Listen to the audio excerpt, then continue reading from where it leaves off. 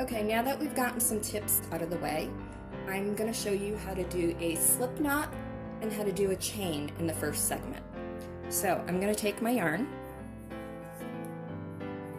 and just as a gauge, as a guide, I'm going to wrap it once around my finger.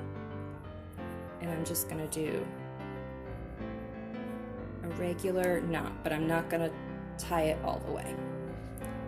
Then I'm going to insert my hook.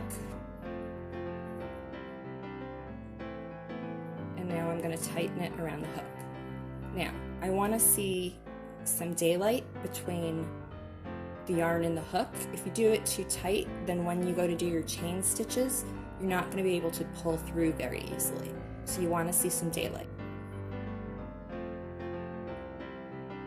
Okay, in addition, I want to make a second knot at the base, right here.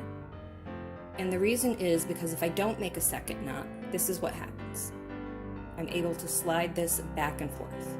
And so in order to give it some stability so it doesn't slide around, I'm going to make a second knot on the base, but again, you want to see a little bit of daylight between the needle and the yarn, and just make a regular old second knot right at the base.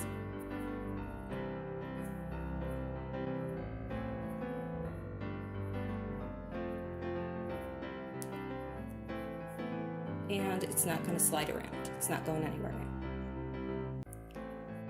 We are now going to look at how to hold your yarn and your needle. Now for me, I'm right-handed.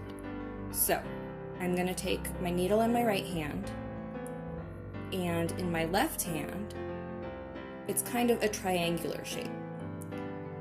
I am holding the base, the tail, with my thumb and my middle finger. And with my pointer finger, it's going to guide the yarn. So this is going to take some getting used to.